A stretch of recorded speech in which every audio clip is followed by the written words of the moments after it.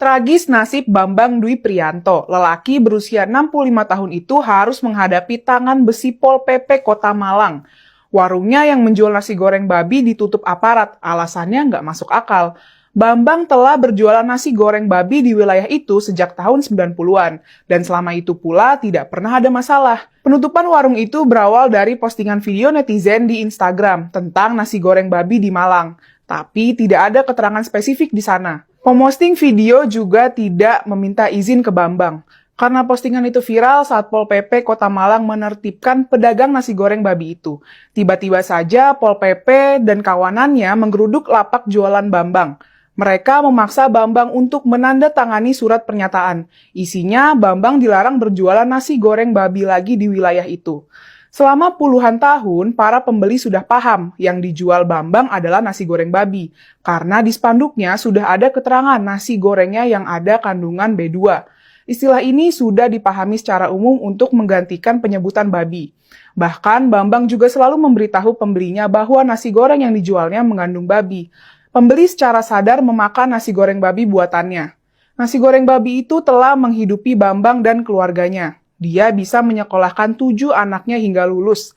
Dengan penutupan semena-mena oleh aparat itu, Bambang tidak tahu harus berjualan di mana.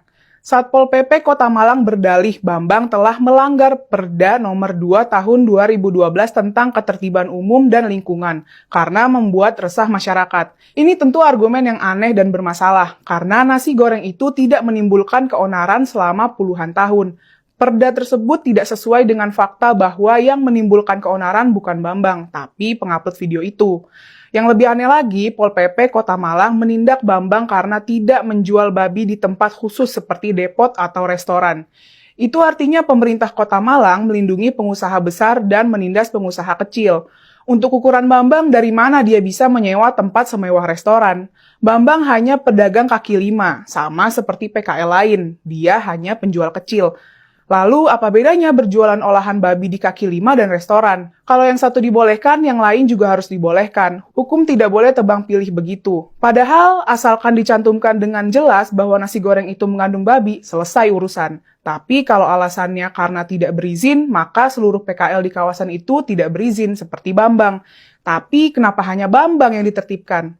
Pemkot Kota Malang telah melakukan kezoliman, padahal persoalan Bambang bisa diselesaikan baik-baik. Pemkot bisa membersihkan namanya. Bambang bisa tetap berjualan dengan keterangan jelas bahwa dia menjual olahan babi. Tapi solusi itu sengaja tidak dilakukan. Pemkot Malang lebih memilih menggunakan tangan besi. Bahkan memaksa Bambang menandatangani pernyataan. Pemaksaan ini saja mestinya telah cukup untuk menjebloskan pelakunya ke penjara.